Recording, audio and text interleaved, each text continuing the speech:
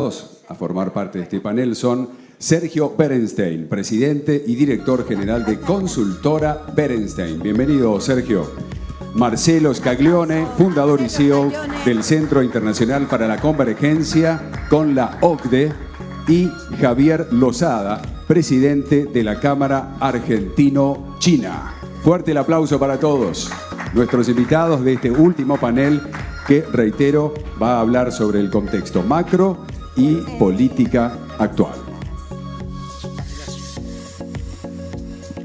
Panelazo, panelazo. A mí lo que me pasa es que me quedaría eternamente hablando con cada uno de los entrevistados porque tienen tanto conocimiento, tanta vivencia y una perspectiva tan rica, y el tiempo a veces nos obliga a ponerle ritmos televisivos. ¿Sabes que Winston Churchill decía, uno de los más grandes oradores de la historia, si tienes que hablar 3 horas, prepárate en 5 minutos. Si tienes que hablar 5 minutos, prepárate en 3 horas. Bueno, trato de hacerle caso y me imagino cómo condensar conocimiento en síntesis, ¿no?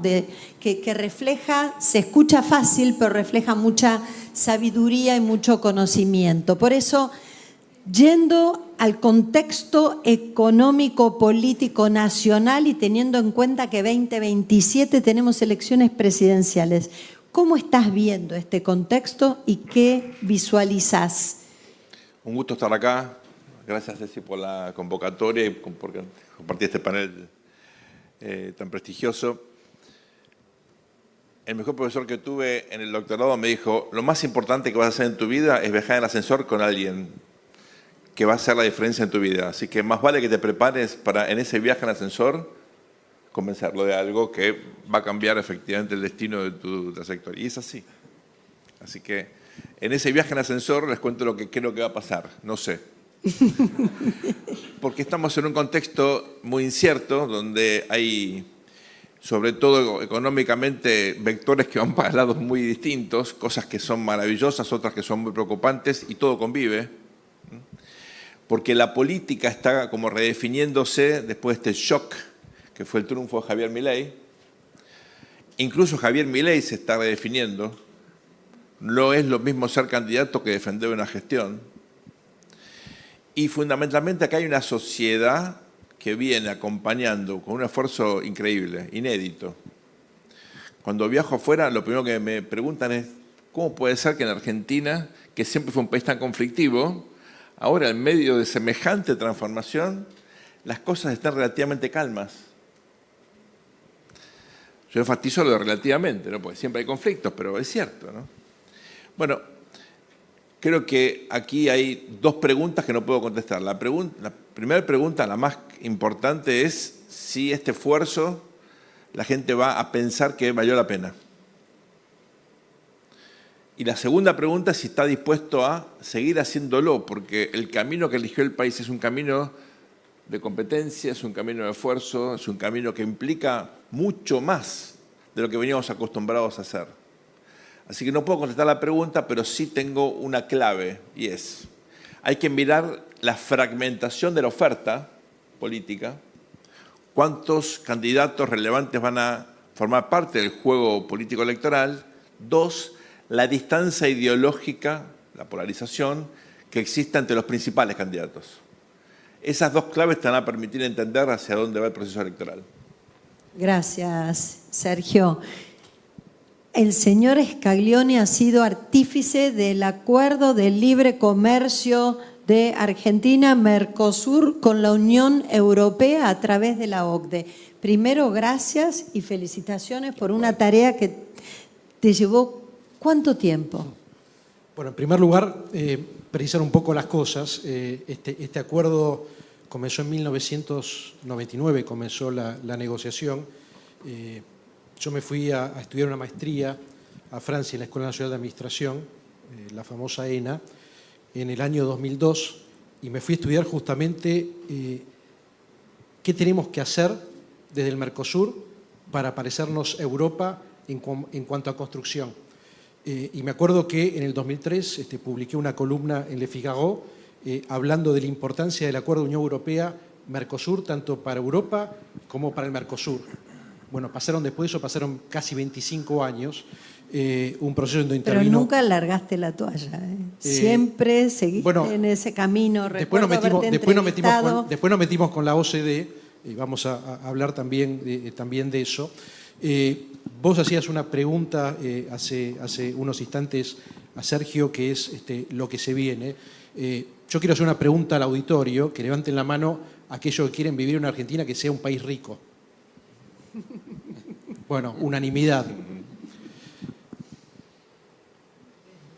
La OCDE, que es lo que comencé hace un poco más de 10 años cuando me convocó el ministro de Economía y el presidente Macri a llevar adelante el proceso, que fue un gran trabajo de equipo, pues fue un gran trabajo de equipo de cientos de personas de un gobierno y que hoy se continúa con este gobierno. Hemos tenido en estos 10 años muchos altibajos, pero hoy Argentina está formalmente dentro del proceso de acceso a la OCDE. Recién hablabas, década del 90, en el año 1992 yo era presidente del Centro de Estudiantes en la Facultad de Económicas de la UBA y leía Mañana Profesional. Pero en 1900... ¿Cuántos talentos sacó Mañana Profesional? En 1996, es decir, hace 30 años, hay un país que cuando terminó la Segunda Guerra Mundial era un país subdesarrollado, extremadamente pobre. Muchas veces cuando hablo de la OCDE, me dice Marcelo, vos hablas mucho de los países europeos, la OCDE es la continuación del Plan Marshall, lo hemos hablado muchísimo con Sergio en varios encuentros a lo largo del país, pero el Plan Marshall fue un plan que tuvo financiamiento y con financiamiento el desarrollo es más fácil, lo cual es cierto. Bueno, quiero hablar de Corea, porque hoy este año se cumplen 30 años del ingreso de Corea a la OCDE, Corea del Sur. Después de la Segunda Guerra Mundial, Corea era un país básicamente agrícola, no tenía industria, el 95% del PBI era agrícola, tenía indicadores sociales incluso inferiores a los países de África de ese momento, y en 1996 Corea del Sur ingresa a la OCDE, el camino que está haciendo Argentina ahora, que todavía nos va a llevar varios años por delante. El PBI per cápita de Corea del Sur era de $14.000, que es el PBI per cápita más o menos de Argentina, con alguna fluctuación para arriba, para abajo, de los últimos 10 años. El PBI per cápita de Corea del Sur del año pasado, fin del año pasado, era de $51.000. 14.000, 51.000. Corea del Sur en 30 años pasó del subdesarrollo al desarrollo, se convirtió en la 12ª economía desarrollada del mundo, es el 6º exportador mundial, pero el ingreso a la OCDE, el acceso a la OCDE, la convergencia con la OCDE no es únicamente un tema económico, no es la macro, es la macro, es la micro, es capital humano, porque si vos no invertís en educación, en salud, en ciencia, en tecnología, en innovación, vos podés tener la macro ordenada algunos años, pero no podés ser sostenible, y es también invertir en preservar lo que decíamos en otro panel, la casa común, el ambiente, y sobre todo instituciones que den confianza y que den previsibilidad. Entonces, este camino, en un mundo, como decía recién Sergio, caótico, fragmentado, lleno de guerras, es el momento oportuno para que los CEOs, los empresarios, las pymes, tomen conciencia que estamos en la oportunidad de poder iniciar un camino en serio hacia el desarrollo y que dentro de 30 años, cuando hagamos la pregunta, estemos hablando justamente de una Argentina desarrollada y que entendamos que esto no es un tema de política exterior, es un tema de negocios. Y esto lo tienen que tener bien en claro los empresarios, porque Corea lo que hizo hace 30 años fue poner el marco. Pero ese salto del PBI, esa creación de riqueza, son empresas que generaron ese salto de $14.000 per cápita a 51.000. Qué interesante lo que estás planteando y con datos súper precisos, ¿no? Si hay un cambio que hemos visto es la irrupción de China como potencia geopolítica mundial, a tal punto que el presidente Trump se fue a reunir en China con Xi Jinping. Yo cuando vi esa foto creí que era surrealista y en la misma semana en esa mesa lo recibió Putin. Digo, me pareció muy interesante y muy valioso y con Javier Lozada, es presidente de la Cámara Argentino-China. Javier, ¿qué disrupción trae China, que ya no es la fábrica de juguetes tradicional, sino irrumpe con las más desarrolladas tecnologías? Y quienes hemos tenido oportunidad de ir a China, sabemos que el eje de innovación y de tecnología parece haberse corrido de Occidente a Oriente. Así es. Muchas gracias, Ceci, por la invitación. Yo también era lector de Mañanas Profesionales en la década del 90, cuando venías Yo también, venías a Philips. Con Sergio nos hemos visto décadas tratando de entender la realidad económica y política. Y con Marcelo siempre me acuerdo del B20 o el G20 en el 2018, sí, estando en la OCDE y estando tan cerca, ¿no?, en ese momento de entrar. Yo lo entrevisté en esa época y dije, esto ya llega. Y claro, fíjate que se demoró. Yo siempre pedí paciencia, la paciencia de los chinos. Esto tarda.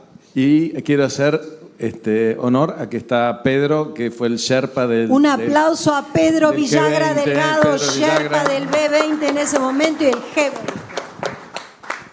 Pero volviendo a lo que decías, es impresionante. Los primeros 5 meses fueron 26 jefes de Estado a China, dentro de los cuales Putin y Trump, pero también Sánchez, el primer ministro de Canadá, de Inglaterra, de Alemania.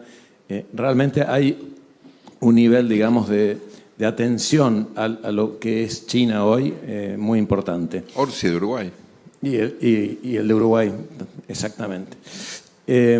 Entonces, lo que creo que eso tiene que ver con el desarrollo que ha generado China en los últimos 20 años, desde que entró en la OMC, ¿no?, en el 2000.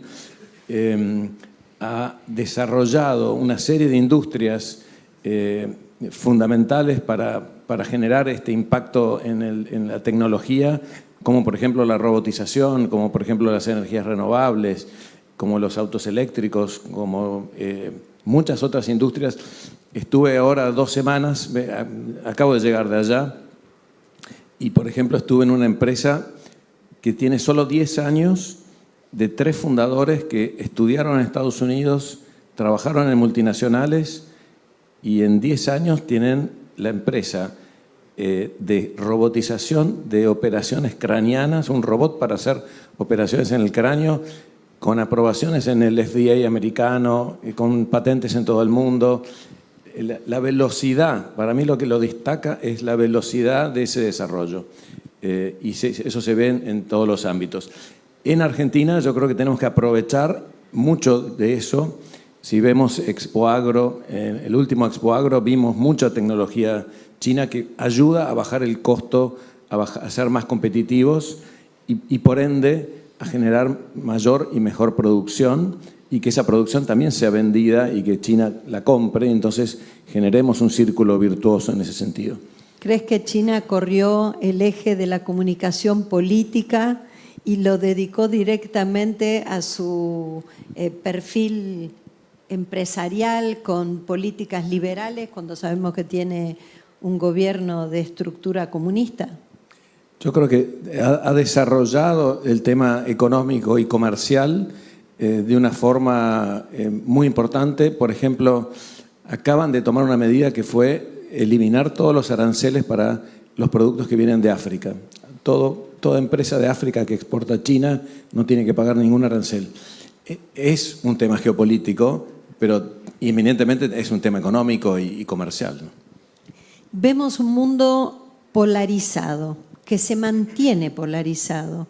Y lo sorprendente también es que cuando vos ves los resultados de las elecciones, no sé, se está hablando de las próximas elecciones de Brasil y ya están hablando del 22 de octubre, que va a ser el segundo turno, 24 de octubre, porque a uno le dan 41 y al otro 41,5. Entonces, a ver, 2 preguntas sería, ¿qué atribuyen ese sostenimiento de la polarización? ¿Acaso las burbujas informativas dentro de las cuales cada uno de nosotros están inmersos contribuyen a eso? ¿Y de qué manera podemos, independientemente de los cuadros políticos, jugar un equipo en común, ¿no? Aprendiendo de suena tal vez naif, pero prendiendo de la escaloneta. Juguemos en equipo. Tengo mala noticia porque está dividido el vestuario, pero mejor no entremos en ese tema. Porque fíjate lo que pasó en Perú. Por eso. Es increíble, ¿no?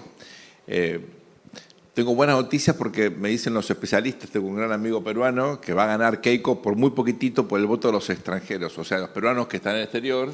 Pero ¿cuál fue la diferencia de votos? Nada, Ínfima. medio punto, menos de medio punto, una cosa increíble.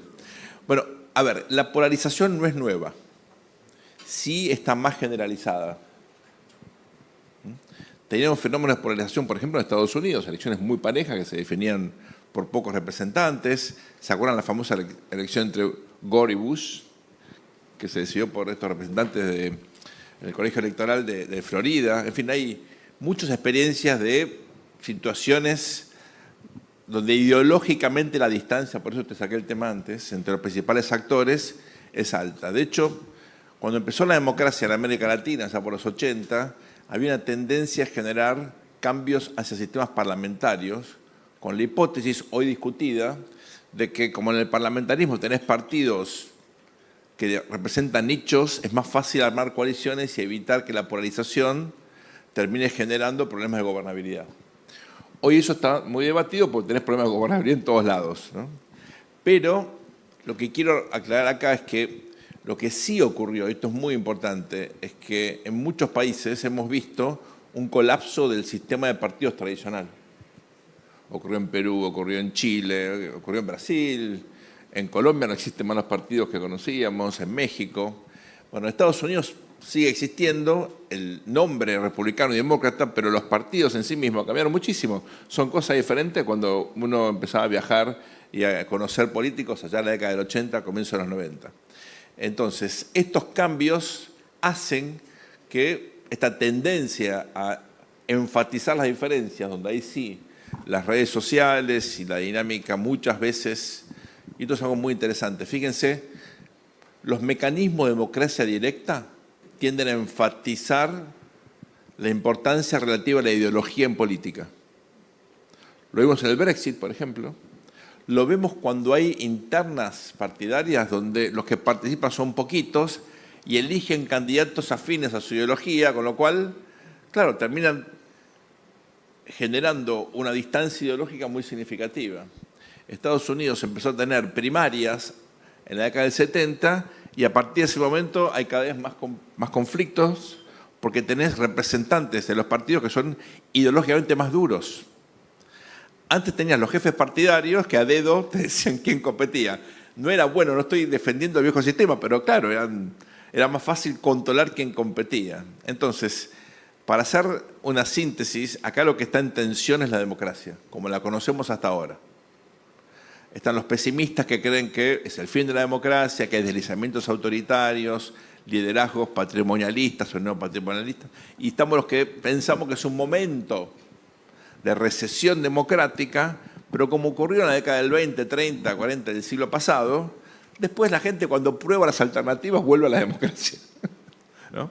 Es como un amigo mío que se separó. Decían que es el peor de los sistemas con excepción de todos los demás. Mi mejor amigo se separó después de 25 años, casi 26 años de casado. Y después de probar alternativas volvió con su mujer.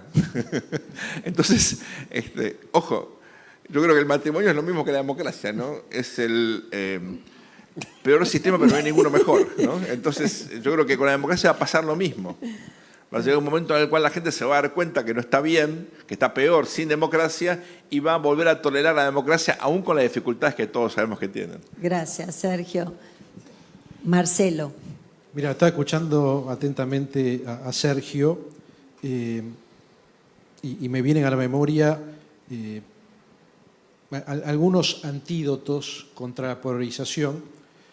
En su momento, cuando comenzamos en el 2016 el proceso de acceso a la OCDE, hablar de la OCDE en Argentina era como hablar de sexo de Los Ángeles. Mucha gente no sabía. Hoy todavía hay un montón de gente, hay un gran desafío de mostrar a la ciudadanía qué significa, cómo el acceso a la OCDE le cambia la vida todos los días. ¿Sí? Hay todavía mucho trabajo pedagógico. Pero ¿qué pasa? Gran impulso, lo inicia el gobierno de Macri, pero para hacer fidedignos con la historia. La Argentina tiene una relación con la OCDE de casi 40 años.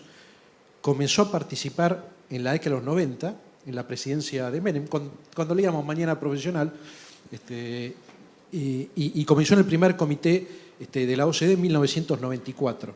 Es decir, esa relación con la OCDE, que dicho sea de paso, es el organismo internacional que reúne a 38 países, en su gran mayoría desarrollados, que tienen como principios y como valores el respeto a la democracia, a los derechos humanos, el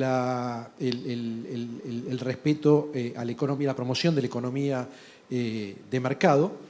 Pero son pocos países, no son los 200 del Sistema de Naciones Unidas, pero son 38 países que originan el 75% de la inversión y el 60% del comercio global. ¿Por qué esa inversión y ese comercio está tan focalizado en esos países? Porque utilizan las mismas reglas.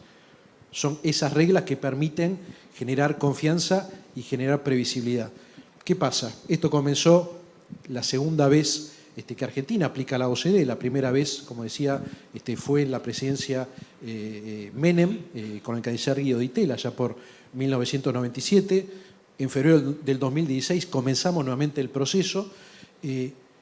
Anduvo muy bien durante 4 años, cambio de gobierno y de vuelta los argentinos, ¿no? Cuando ven afuera somos los que nacionalizamos YPF y después la privatizamos, o sea... Sí, la inestabilidad recurrente. Exactamente, y un dato de la realidad de que falta de política me ocupé sostenga. de analizar el veraz de Argentina de los últimos 100 años, año por año.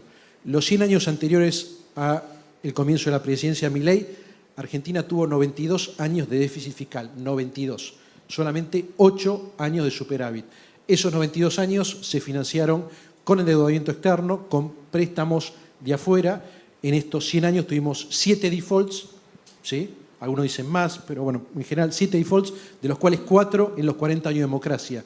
Entonces, cuando vos agarrás el veraz de Argentina de los últimos 100 años, no somos para nada confiables y tampoco somos previsibles para el futuro. Ahora bien, la OCDE te marca un faro, porque te dice que de acá a 25 años puede ser un país desarrollado, si seguís la experiencia de los países europeos, después de la Segunda Guerra Mundial, los países que salieron del yugo comunista, después de la caída del muro de Berlín, el caso de Corea del Sur, el caso de Chile, que avanzó muchísimo, con matices. Colombia ingresó hace muy poquito tiempo, en el 2021, Costa Rica, pero te da un faro, te da un horizonte de previsibilidad. Pero ¿qué pasa? Cambiamos de gobierno y cambiamos todas las políticas, y cambiamos también la construcción justamente de esa integración con el mundo. Gobierno Alberto Fernández, llegó la invitación para la OCDE, no se contestó durante 2 años, la contestó Milei el 11 de diciembre, la primera medida del gobierno.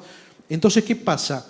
Una cosa que resultó en estos últimos 6 años, estoy trabajando básicamente no con gobierno, estoy trabajando con el sector privado, estoy trabajando con los organismos internacionales, estoy trabajando con la academia, porque los gobiernos pasan, el sector privado permanece, los organismos internacionales permanecen, la academia permanece. Entonces, en la construcción de un propósito común a largo plazo, en donde estoy seguro que todos los argentinos vamos a poner un acuerdo, tenemos que también poner el tema de la integración al mundo. Gracias, Marcelo. Brillantes las exposiciones. Quiero una reflexión final de Javier en relación a la importancia que pueden tener las empresas chinas y argentinas en el desarrollo de nuestro país. Yo creo que tenemos que trabajar en pos del interés nacional, y ahí siempre me viene la palabra competencia, ¿no? Primero tenemos que cooperar y después competir. No tenemos que descartar un país u otro, sino que tenemos que realmente trabajar en conjunto, y esa es la forma en que creo que se viene dando. Argentina con China es el segundo trading partner de Argentina. El año pasado creció la exportación y la importación un 60%. Este año, en lo que va en los primeros 4 meses, la exportación creció un 80%, realmente muy notable. La importación decreció un 7%, porque los años anteriores se compró mucho y ahora digamos, hay sobrestock en algunos temas, pero creo que tenemos que poder trabajar en conjunto para que esa tecnología nos ayude a ser mucho más eficientes y que podamos generar más exportaciones, que es lo que necesitamos. Gracias, Javier. Panelazo, Sergio Berenstein, Marcelo Scaglione y Javier Lozada. Muchísimas gracias. Vamos a entregarles la medalla de este otro partido, el partido de la Argentina en la que queremos vivir.